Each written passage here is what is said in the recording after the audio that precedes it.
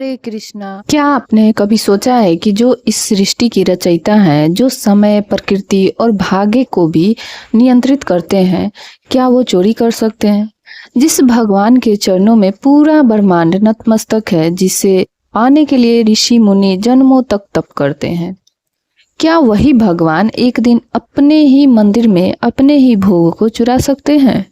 सुनने में अजीब लगता है, पर यह कोई कल्पना नहीं, यह एक ऐसी सच्ची घटना है जो हमें बताती है कि जब प्रेम सच्चा होता है तो भगवान नियम नहीं देखते, मर्यादा नहीं देखते, वो बस अपने भक्त का हृदय देखते हैं।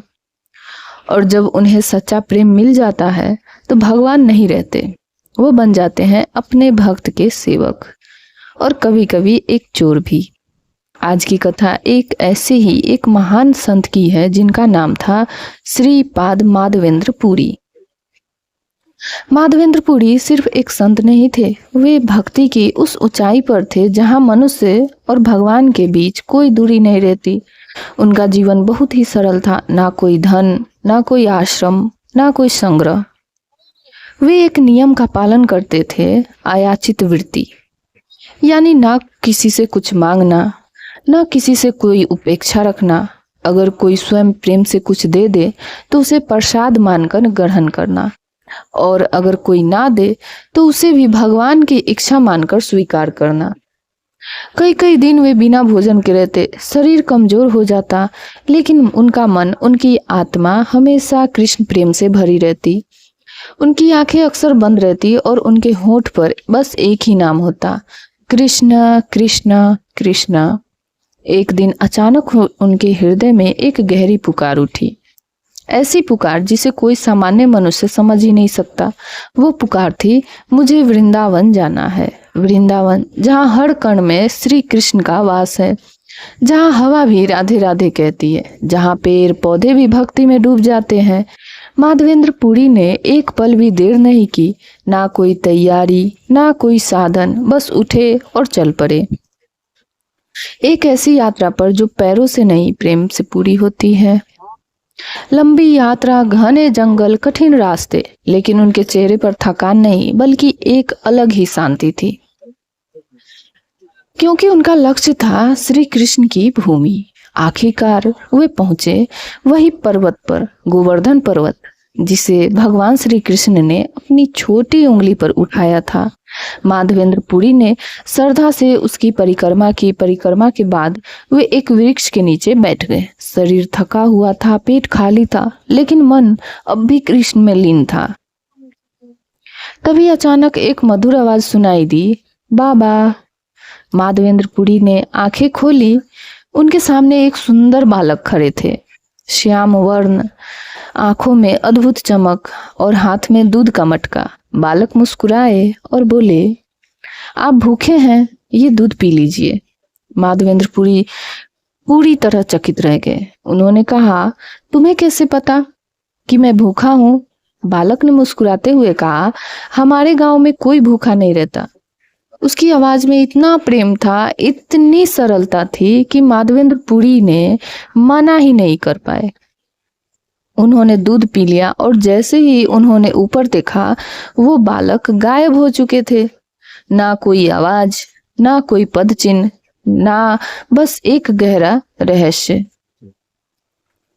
उस रात माधवेंद्र पुरी की नींद आई, लेकिन यह कोई साधारण नींद नहीं था, यह एक दिव्य अनुभव था। उनके स्वप्न में वही बालक फिर से आए, लेकिन इस बार उनका रूप बदल चुका था। अब वह सिर्फ एक बालक नहीं थे, वह स्वयं भगवान श्री कृष्ण थे। भगवान ने कहा, मैं यहाँ इस जंगल में छिपा हुआ हूँ, मुझे बहुत समय से कोई नहीं देख रहा, मुझे बाहर निकालो, मेरी सेवा करो। सुबह होते ही माधवेंद्र पुरी की आंखें खुली। उनका हृदय तेजी से धड़क रहा था। वे तुरंत उठे और गांव की ओर दौड़ पड़े। उन्होंने गांव वालों को बुलाया और कहा, यहाँ इस स्थान पर भगवान छिपे हैं। वहां गांव वाले पहले तो हैरान हुए, लेकिन उनके विश्वास को देखकर सबने मिलकर खुदाई शुरू की। कुछ ही देर में धरती से प्रकट हुए भगवान गोपाल का दिव्य विग्रह। पूरा वातावरण गूंज उठा। जय श्री कृष्ण, हरि बोल। लोगों की आंखों में आंसू थे। ऐसे लग रहा था जैसे भगवान स्वयं वापस अपने भक्तों के बीच आ गए हों। उस दिन गोवर्धन पर एक भव्य उत्सव हुआ। हजारों लोग आए, दूध, दही, घी, मिठाइयां, अनगिनत भोग चढ़ाए गए। पूरा वातावरण भक्ति और आनंद से भर गया।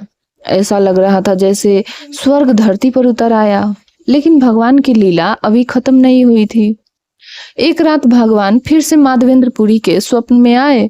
उन्होंने कहा, मुझे बहुत गर्मी लग रही है, मेरे लिए चंदन लेकर आओ जगन्नाथपुरी से।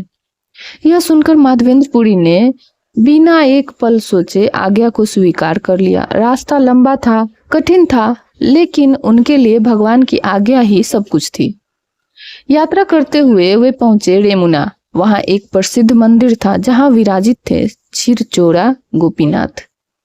इस मंदिर में हर दिन भगवान को 12 मटकों में खीर का भोग लगाया जाता था, जिसे कहा जाता था अमृत केली।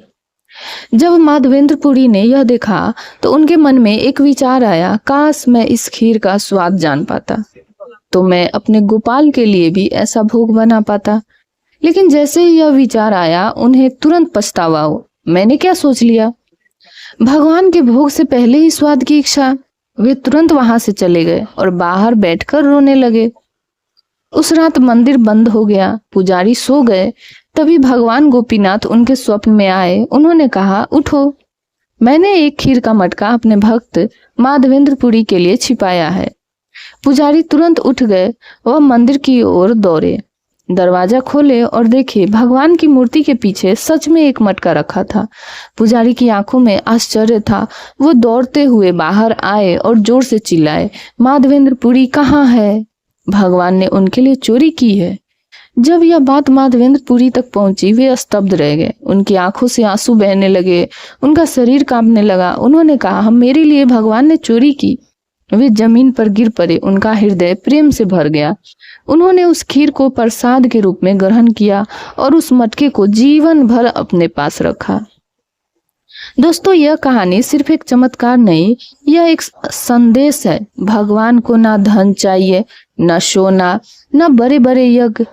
उन्हें चाहिए एक सच्चा हृदय। जब आपका प्रेम सच्चा होता है तो भगवान नियम तोड़ देते हैं, मर्यादा भूल जाते हैं और आपके लिए चोर भी बन जाते हैं। अगर इस कथा ने आपके हृदय को छुआ है तो कमेंट में लिखें हरे कृष्णा और इस कथा को शेयर करें ताकि यह प्रेम हर हृदय तक पहुंच सके। और इस चैनल को जरूर सब्सक्राइब करें।